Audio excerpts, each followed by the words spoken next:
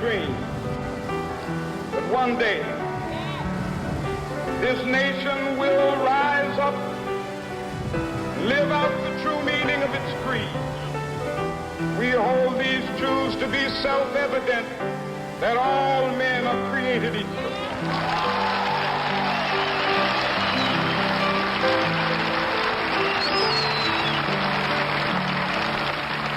I have a dream that one day on the red hills of Georgia, sons of former slaves and the sons of former slave owners will they be able to sit down together at the table of brotherhood. I have a dream.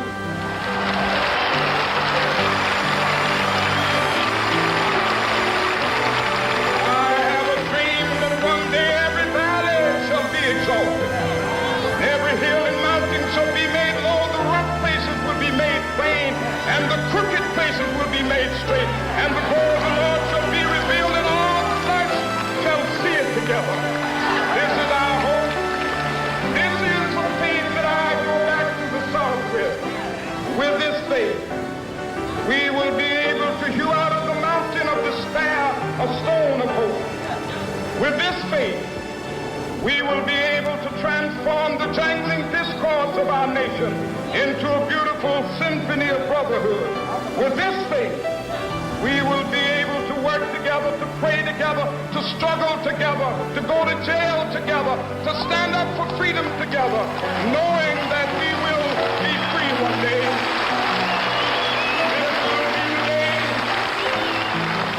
This will be the day when all of God's children be able to sing with new meaning, my country tears of thee. Sweet land of liberty of thee I sing. Land where my fathers died, land of the pilgrims pride. From every mountainside, let freedom ring. And if America is to be a great nation, this must become true. So let freedom ring. From the prodigious hilltops of New Hampshire, let freedom ring.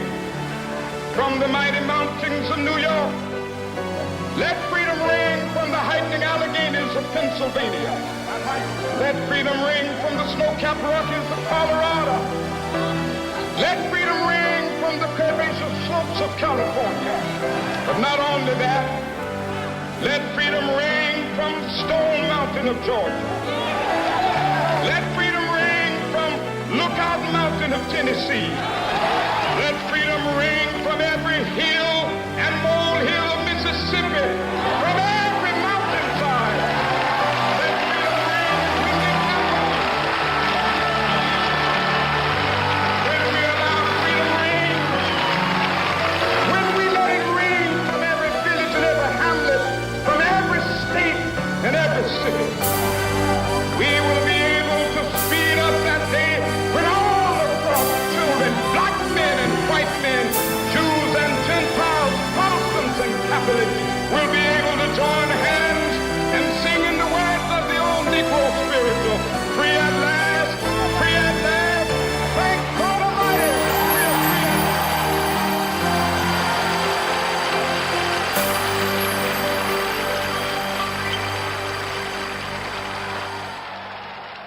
I'd like to welcome everyone to our Martin Luther King Day event, sponsored by Wayland Interfaith Leaders Association, WILA. My name is Father David O'Leary. I'm pastor here at Good Shepherd Parish in Wayland. As we begin, I would like to do a little reflection very briefly. I've been given 5 minutes or less to say the importance of Martin Luther King today. What did Reverend Dr. King bring to the table? In the United States, we always say the American discussion of religion and politics begins with the separation of church and state. I would say that's a good place to begin. But the separation clause means that religious institutions shouldn't expect nor tolerate favoritism or discrimination. The separation clause purpose is not to silence the religious voice or to deny a public role for it, The separation clause guarantees the freedom of the church and religion to earn its way into the public policy debate by demonstrating the wisdom of its teaching. And that's what Reverend King did, demonstrate the wisdom of the teaching from the Jewish scriptures that all people are created in God's image and likeness. And because all people are created in God's image and likeness, therefore there's a fundamental, inherent dignity and respect owed to all people. So on this day that we honor Reverend Dr. Martin Luther King, let us think of how we bring dignity and respect to the table, and not to be silenced just because we represent a religious institution. Dr. King was very talented in merging religion and politics for the greater good. And so this day, we have a great program lined up for us. This day, we have student speakers. We have some amazing people to share with us on the meaning of Dr. King. But I would like to emphasize, for me, what Dr. King did, what Reverend King did, was to merge the understanding of religion and politics. But let us never forget, we should not be silenced because of the separation clause. The separation clause means that religious institutions should expect neither favoritism nor accept discrimination. The wisdom of our teaching of the religious voice begins with the dignity and the fundamental dignity of the human person. Because of that, Dr. King led our country down a great road of reminding people that racial justice needs to begin with that fundamental dignity and respect that all people have because they are created in God's image and likeness. So therefore, this day, let us celebrate, let us remember, let us rejoice even of what Reverend King gave to our country in bringing to the forefront the question of religious justice and racial discrimination, and to merge all of us to live in harmony and respect for one another. Thank you.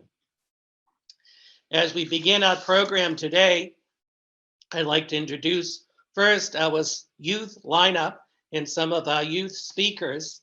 And I'm very happy to introduce by way of Zoom our first speaker, Amirat Allende, a fifth grader from Happy Hollow School, who will share with us what Dr. Reverend King means to her.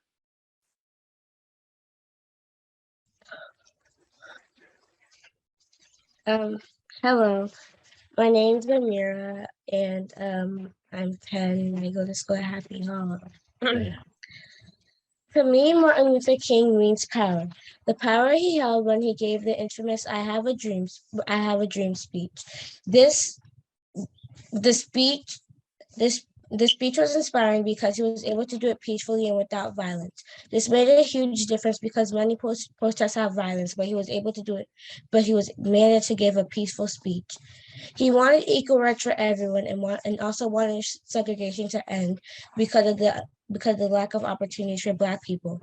Martin Luther King fought day and night for freedom so Black people could be free of racist laws, segregation, and the lack of respect and unfair treatment they got. Dr. Martin Luther King Jr. inspires me to never give up and to strive towards goals and change. We celebrate Martin Luther King Day because of the impact he made in Black history.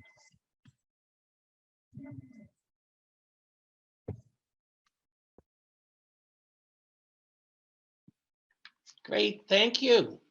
Very nice, Amira.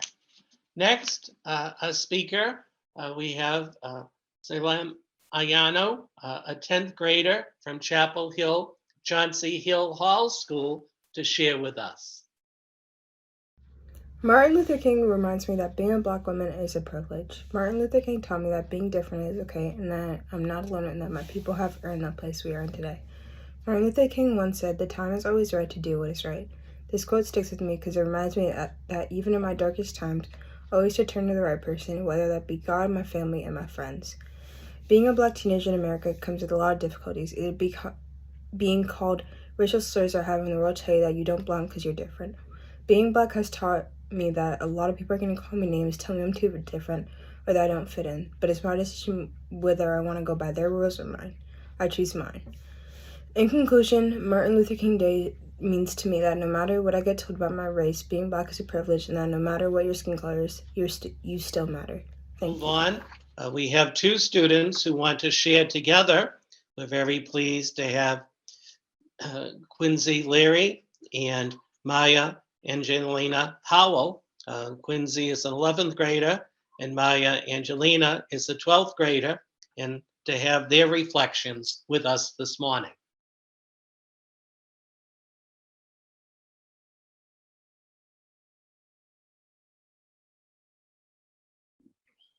Hi, I'm Maya Angelina, and I'm a senior at Wayland High. And I'm gonna start now. Okay.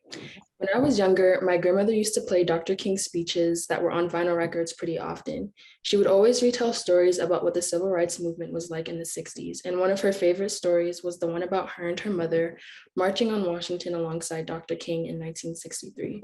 So from a young age, I have admired Dr. King's inspirational speeches in leadership in marches and protests for Black people's civil rights and desegregation.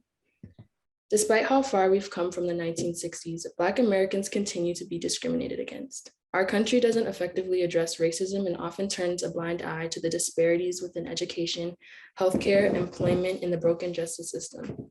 This means we have a lot more work to do. I use this annual celebration of Dr. King's life to reflect on the principles of racial equality and social change he supported. Martin Luther King Jr. Day should motivate and inspire everyone to help improve their communities. As Dr. King once said, even though we face the difficulties of today and tomorrow, we should still have the dream that one day this nation will rise up and live out its true meaning of its creed. We hold these truths to be self-evident that all men are created equal. Hi, my name is Quincy. I'm an 11th grader at Wayland High School, and I'm starting my speech. It seems to me that education has a twofold function to perform in the life of society. The one is utility and the other is culture. Education must enable a man to become more efficient to achieve with increasing faculty the legitimate goals of their life. Education must also train one for quick, resolute, and effective thinking. To think incisively and to think for oneself is very difficult. We are prone to let our mental life become more invaded by legions of half-truths, prejudices, and propaganda. Despite its prestigious status as only one of 10 major holidays, Martin Luther King Jr. Day is rarely given the attention it deserves. Packages continue to arrive at the door from UPS. At work, people punch in and punch out. The bars and restaurants continue to operate. For the most part, civil life carries on as nothing significant is going on. People get haircuts, go to the movies, shop for groceries, and pick up their children from practice. There are Sunfest speeches, museum displays, and television specials, but most Americans do not appear to be upholding or commemorating Dr. Martin Luther King's legacy. Many people are familiar with Dr. Martin Luther King Jr.'s iconic I Have a Dream speech, which to me represents courage, honor, bravery, dignity, faith, and most importantly, peace. As a role model and a leader, I look up to him. I am pleased to be a part of his global legacy, which took a lot of time, patience, and effort to build. Dr. King provided me with a life that I would never have been able to enjoy if it had not been for his sacrifices. Since August 28th, 1963, he has had an impact on our country and continues to do so now.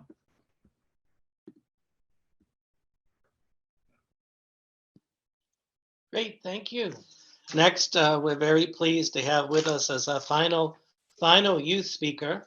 Yeah, we have today Yasim Nguyen, who is an 11th grader, captain of the Wayland High School football team. We're very happy to have him join us. Good morning. My name is Yasin Nguyen. That's Nguyen. I've always had to spell it out for everyone and probably always will. But let me tell you a little bit about myself. I'm a junior at Wayland High School. I went to Loker, Happy Hollow, and Wayland Middle School when I was younger.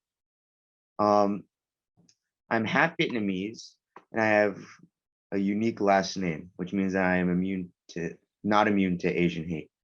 I'm also half Pakistani, so I have a different skin color. I am also a Muslim, which means that which I hear and feel badly about harmful incidents of Islamophobia, which are on a rise in the US. At the same time, I do not lose hope. I stay positive, and no matter your background, your race, I hope you don't lose hope either. There are good people in our community, teachers, classmates, friends, parents. They care and look past what makes me different. They see me, Yassine, for who I am. They see you too for who you are. There's a quote from the Prophet Muhammad, peace be upon him, which I keep close to my heart and take seriously. About 1400 years ago, he made a farewell speech when he was older and ready to die back in the year 632 AD. He wanted to remind the future generations of a few important points. One of them was this, and I quote, "White is not superior over black, nor black has any superiority over white, except by piety and good action." To reiterate, the only things that make someone superior to one another are good deeds and good actions. I also admire Dr. Martin Luther King Jr., and I'd like to share a quote from him from his I Have a Dream speech from 60 years ago. "We will not be satisfied until justice rolls down like water and righteousness like a mighty stream." This is one of my favorite quotes from Dr. Martin Luther King Jr. To reiterate, he wanted justice and righteousness to be so natural to everyone, as natural as flowing water. I'll tell you a quick story. I have a very good Caucasian friend who's been my friend to this day. His name is Jake. He plays football and does wrestling with me. We've been friends ever since kindergarten, and I've always admired him. One time in the second grade at Happy Hollow School, I asked my teacher if I could do some prayers in the back of the classroom before we got dismissed. You see, Muslim prayer involves a lot of physical movement, but it doesn't take very long. My teacher allowed me to go to a corner and do my prayers, and I was very thankful to her. Naturally, some of my classmates were curious as to what I was doing. What was it some sort of yoga or something? So while I was doing my prayers, Jake would stand by my side and explain to everyone else who came near that I was praying. He didn't ask me any other questions about it, and even at the age of 7, he knew that it was something special to me, and he wanted to help. He is the kind of person I want to be like, and I hope more people will want to be more like Jake. He is important. It's so important to support each other, protect each other, and have each other's backs and respect everyone's race, religion, and customs. I believe that this is what Dr. Martin Luther King Jr. desired when he made his famous I Have a Dream speech, a dream where people do not discriminate against one another and help them regardless of what they look like or what they believe in. They always have each other's backs. The recent hate incidents in Wayland Middle School have been troublesome to me. I heard that there was some racist graffiti in the bathrooms and name calling. Though I don't know the full details, one thing is for certain. Racism of any kind is not okay, and we should not tolerate it at all. In fact, this kind of stuff makes me very upset, and I feel it is important to express my feelings on it. Lastly, I have some news to share. I am very humbled and honored and surprised that the Wayland High School football team has selected me as the captain of the varsity football team next year. Me, a Vietnamese Pakistani Muslim kid with a unique last name that no one can spell or pronounce. As a captain, I will do my best to oversee the actions that go on within the locker room, among the players on the field, on our opposing teams, and the fans who come to support us in the bleachers. Personally, I will not tolerate the racism or injustice towards anyone, regardless of their race, gender, religion, customs, and tradition. All are welcome and will be made to feel.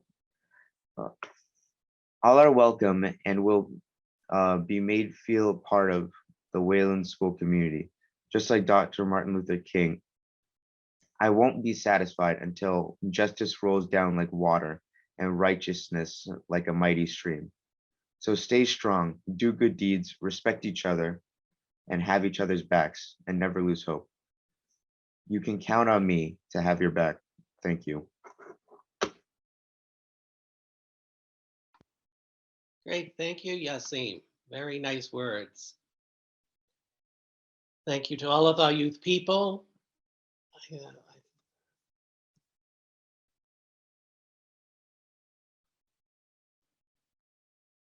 And I thank all of our youth volunteers for this great insight that they shared with us.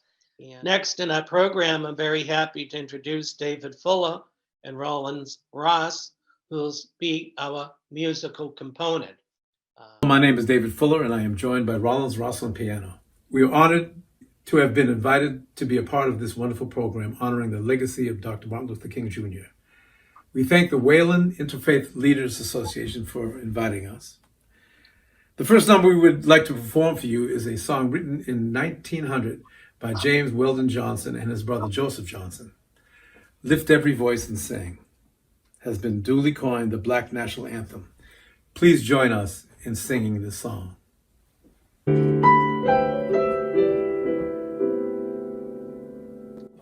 Lift every voice and sing till earth and heaven ring with the harmony of liberty. Let our rejoicing rise high as the glistening skies. Let it resound loud as the rolling sea. Sing a song full of the faith that the dark past has taught us. Sing a song full of the hope that the present has brought us. Facing the rising sun of a new day begun. Let us march on till victory is won. God of our weary years, God of our silent tears, Thou who hast brought us thus far on the way, Thou who hast passed by might, let us into the light. Keep us forever in the past, we pray. Lest our feet stray from the places, our God, where we meet Thee. Lest our hearts, drunk with the wine of the world, we forget Thee.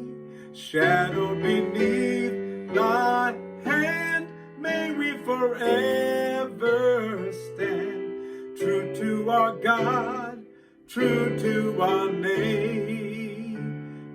land.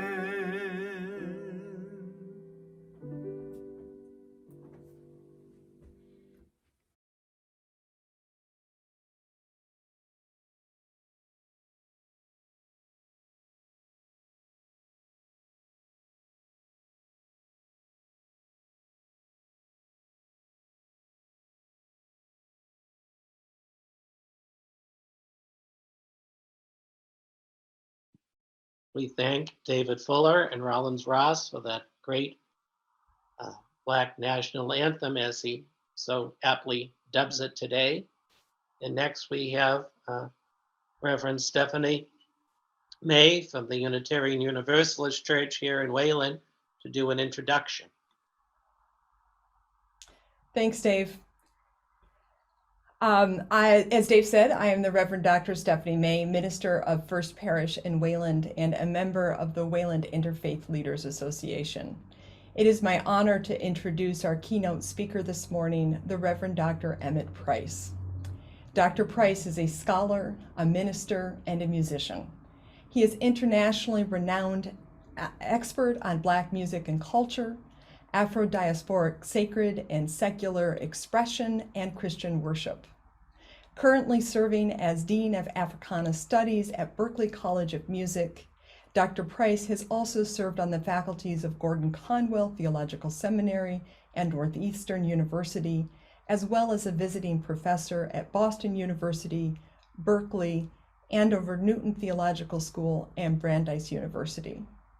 Dr. Price is an author and editor of several books and journals, including Hip Hop Culture, and The Black Church and Hip Hop Culture, Towards Bridging the Generational Divide. As a trained musician, Dr. Price has performed throughout the US, the Caribbean, and Europe. As an ordained minister, he serves as founding pastor of Community of Love Christian Fellowship in Alston. And as a keynote and motivational speaker in high demand, Dr. Price has addressed audiences at Nike, the US Coast Guard, Raytheon, the Rock and Roll Hall of Fame, the Museum of Fine Arts, and many more. Indeed, there is much more that can be said of Dr. Price's leadership and service. You can learn more about Dr. Price on his website, emmettprice.com. Please join me now in listening to the gift of Dr. Price's words on this occasion of celebrating the life and legacy of the Reverend Dr. Martin Luther King, Jr.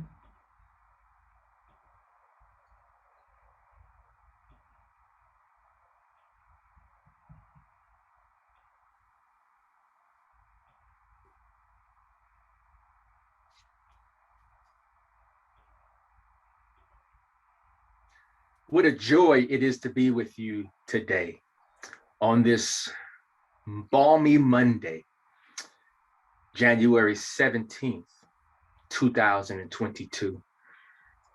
I'm so grateful to be here and to join the Wayland Interfaith Leaders Association. I'm so grateful to a new friend, but one who is dear indeed, Shaheen Akhtar. Thank you for the invitation to be with you. I'm especially grateful to the students and to the musicians who have shared in today's program. This is a truly important celebration, particularly in this year. The Reverend Dr. Martin Luther King Jr. was a phenomenal person, but he was an ordinary person. And one of the most important things to remember about him is that he was an ordinary human being with an extraordinary call on his life. It was by divine will that he would accept the challenge to do literally the unthinkable in the ways that he did. And so we honor him today, but we don't honor him in a way of reconstructing an imaginary tale of an individual and making him or purporting that he was even more expansively important than he was. He was very important, but so are you. You also are important. As an ordinary human being, with extraordinary work to do. It begins with believing that your life matters and that your life can make a difference in this world. I remember back in 1983 when President Ronald Reagan signed into law the national holiday for the Reverend Dr. Martin Luther King Jr. But it wasn't until 1986 that we first observed the national holiday. And it wasn't until 2000 that all 50 states in this great nation observed the entire holiday. And so there's something peculiar about the fact that even this individual who did so much for this nation and the world was still being kind of protested, if you will, that people didn't want to celebrate him. So I want to share with you just a couple of reasons why this holiday is important, why he is important, and more importantly, why you are important. All of us are works in progress. As human beings, we're always changing our minds about things. We're always growing in what we know. We're always utilizing our experiences in order to propel us forward so that we can be better than we were yesterday. I like to say this, that if we wake up in the morning, my hope is that the decisions that we made before we went to bed will help this new day be a day where we can not only change for the better, but that we can be better human beings. But we do change our minds.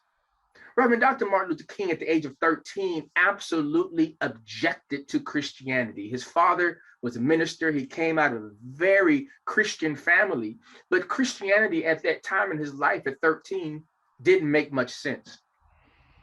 It's interesting to think about that because Dr. Martin Luther King Jr. was a phenomenal, brilliant young man.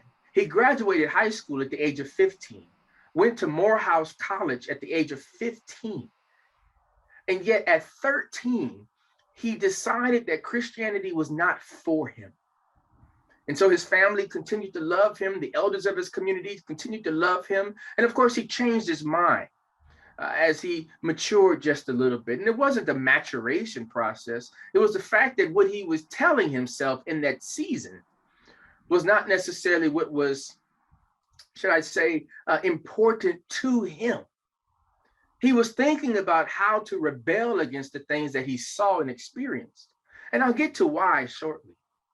He also changed his mind about the notion of who he was actually fighting for and who he was leading. The civil rights movement in many ways was a middle class movement. When you think about the boycotts and you think about the protests and you think about the things that occurred, it was really to help secure and establish the Black middle class. But at the end of his life, 1968, he changed his mind and focused on poor people, on impoverished people. It wasn't so much about the middle class, it was about the least of these, as we say in the Christian world. And so that focus was a change. It was a diametric change in terms of how he focused his attention and where he focused his attention. At the beginning of his season of leading movements, he was primarily, if not solely, focused on Black folks, African Americans. But at the end of his life, he moved to focusing on the oppressed, the ostracized, the disenfranchised. He focused more attention on indigenous people and incarcerated people. See, he changed his mind. And sometimes when we honor him, we like to do the sound bites from 1963, from the March on Washington. We like to focus on his dream rather than focusing on some of the things that at the end of his life were actually he was much more passionate about. But there were a number of things that he didn't change his mind on. The first being that Dr. King was always focused on nonviolent measures. Whether he learned it from Mahatma Gandhi, or whether he learned it from Howard Thurman, or whether he learned it from the various mentors that he had, he never wavered that we should never use violence in order to get our points across. A second thing that he never wavered on was that every citizen of this great nation should have the right to vote. And in this season where we are finding across the nation numerous communities and neighborhoods of folks who are disproportionately being disenfranchised from the vote, Dr. King would not stand for that. And I believe that Dr. King would encourage us to not stand for that either. And this is not about what your political party is and what your political beliefs are. This is about that we live in a nation that aspires to be a representative democracy, meaning that every citizen should be represented in the decision making. Finally, Dr. King never changed his mind on the dignity of all people, that every human being, from the youngest to the eldest, should never have their dignity robbed from them, taken from them, removed from them. And Dr. King fought vigorously to make sure that every human being had their dignity intact. Many people don't know that Dr. King suffered from depression just about all of his life. It was really bad as an adolescent. As a matter of fact, most don't know that he was born Michael King Jr., and that his father, Michael King Sr., had a huge fascination with the great Christian reformer Martin Luther. And at one point, Dr. King's father came home and changed both of their names. So can you imagine being a young man in school? One day your name is Michael King when the roster of school children is called. And then the next day, your name is Martin Luther King. Dr. King suffered depression. Actually, the narrative is told and the biographers have written that he attempted suicide twice. And it was that depression that helped him to understand that all dignity for all people was important. See, when you suffer for something or suffer with something that most people would disparage, when you suffer with something that most people won't be sensitive to, you feel like you don't belong. You feel like your life doesn't matter. And yet Dr. King showed us that all lives are important in the big ecosystem of life, that his dignity mattered, that his voice mattered, that his embodied experience mattered, that his personhood matters. And I challenge each and every one of us today to take that same understanding, that same belief. I'm not asking you to be like Dr. King. I'm not asking you to think like Dr. King. I'm not asking you to believe what Dr. King believed, but I am asking you this: to believe that your life matters, to conceive an idea that what you do matters to the big picture, and then to follow your vision for life. We don't live in a vacuum. What you do matters not only to you and your loved ones, but to those around you. So when we operate from a position of inspiring each other to greatness, when we encourage each other to be our best selves, when we empower each other to actually do good, to be righteous, to be gracious and merciful, then that impacts people who will never know, whose names we'll never know, in places that we may never be able to go to. And I think that that's the piece about Dr. King. Whether you agree with him or not, whether you believed what he believed or not, whether you have the same opinions on things like the Vietnam War or the Poor People's Campaign or not, Dr. King's life shows that an ordinary person who may have had some difficulties and stressors in life can do extraordinary things if they put their mind, their heart, and their hands to it. So I encourage you to have the courage to not sit still, to not be paralyzed in fear or anxiety, but to do the little bit that you can to make this world a better place for as many people as possible. I truly believe that in this season, particularly in this new year, 2022, as we are plagued with so many things, including the Omicron variant, that your voice and your vote, that your presence and the power that you leverage, that your platform and the position that you have in your neighborhoods and your communities, they can be used to do good on behalf of so many.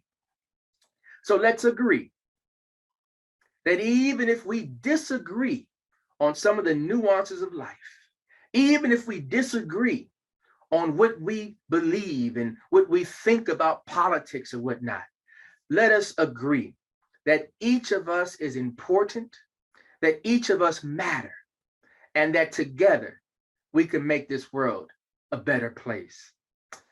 I believe in you, and I hope that you believe in yourself too. Thank you for having me today.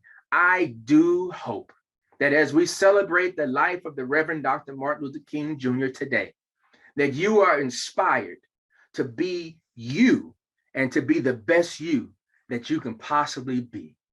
Let's make this world a better place together. Peace be with you.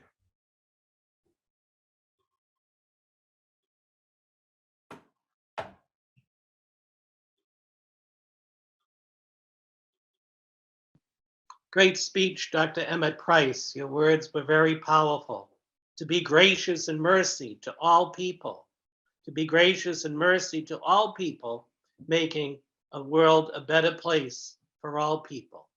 Thank you for your great words. Next, we have David Fuller and Rollins Ross again for a song, If I Can Help Somebody.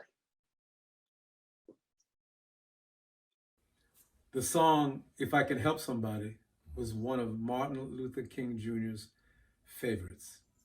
It was written by Alma Androza, a Black woman who was a renowned musician and composer.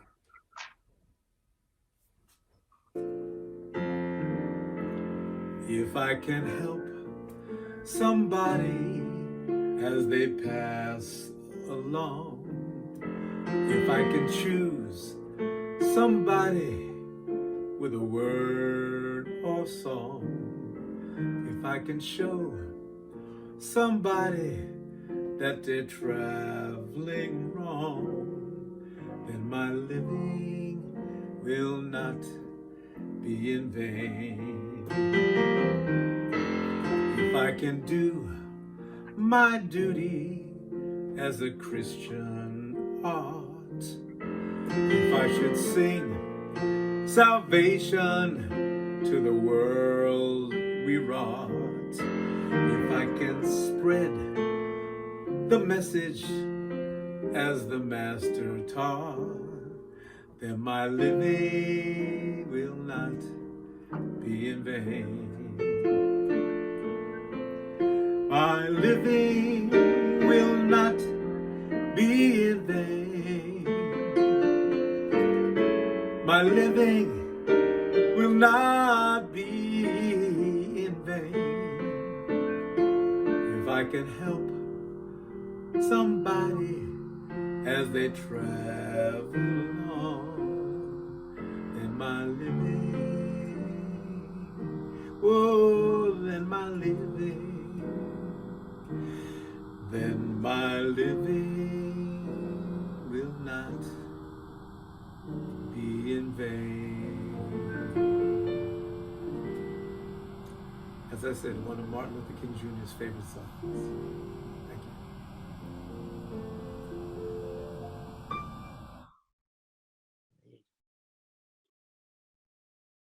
Great, thank you. Thank you indeed for that great rendition. If I can help someone, and where I am, the sun is coming out fully as you were singing that song. Next, we'd like to invite Reverend Dr. Price to lead us in prayer as we come to the close of our program. After Reverend leads us in prayer, we'll have a song and then final words. So.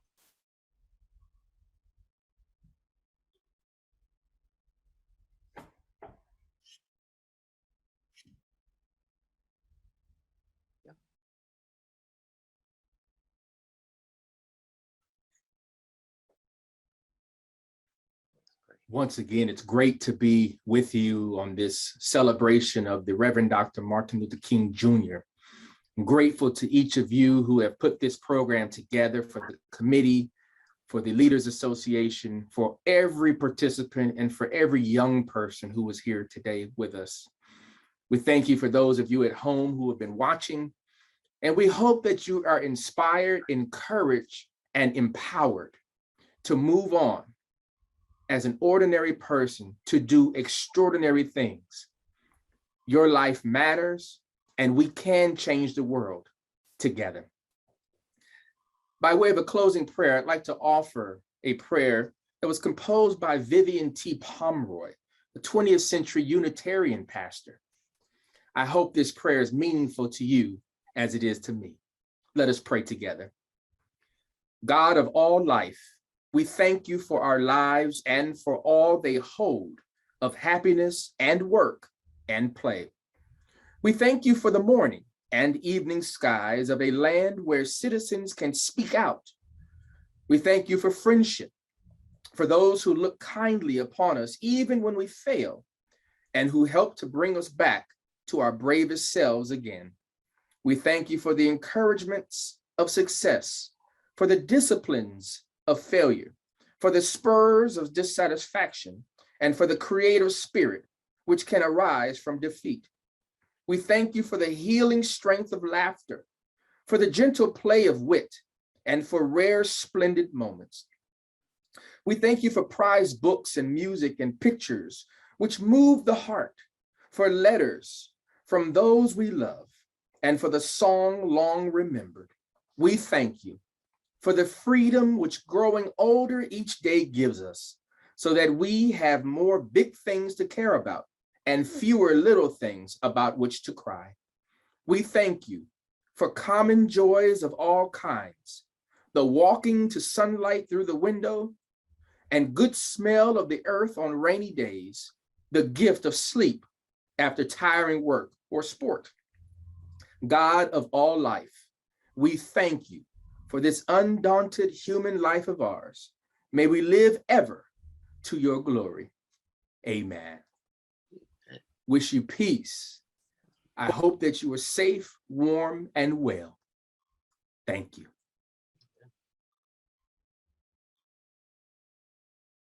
Amen indeed, Reverend Dr. Price. Thank you for your words, and thank you for that prayer.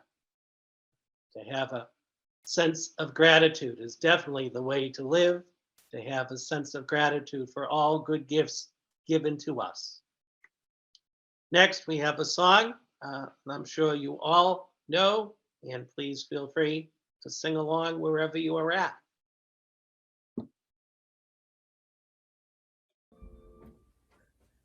We Shall Overcome is best known for inspiring the world in song, and it's been one of the most popular numbers in the civil rights movement for many years.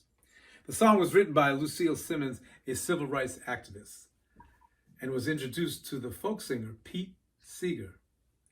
On a visit to a high school in Tennessee, Dr. King heard the song for the first time with Seeger performing it. Dr. King was so moved by the song that he asked the audience to sing it at the end of the event. Subsequently, Dr. King requested this to be sung at every event and every program that he spoke. The song remains today as a symbol of peace, love, and determination. Please join us in singing We Shall Overcome. Yep.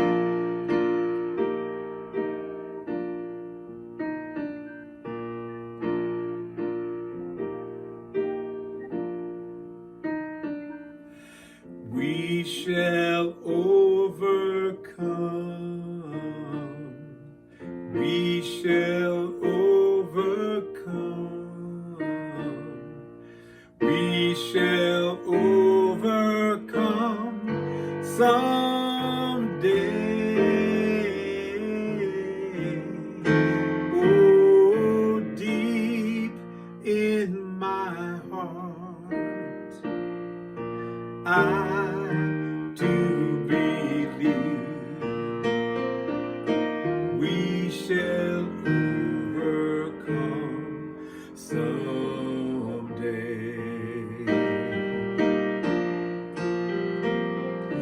We'll walk hand in hand. We'll walk hand in hand. We'll walk hand in hand one day. Oh, deep in my heart, I do believe we'll walk hand in hand one day.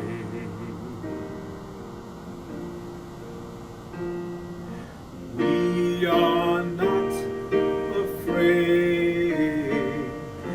We are not afraid.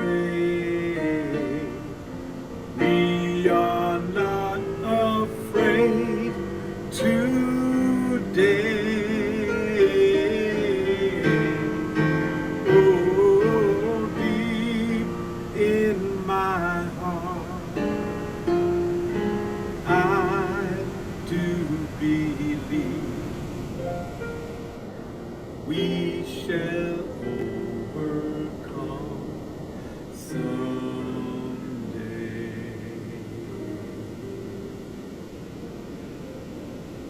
Thank you.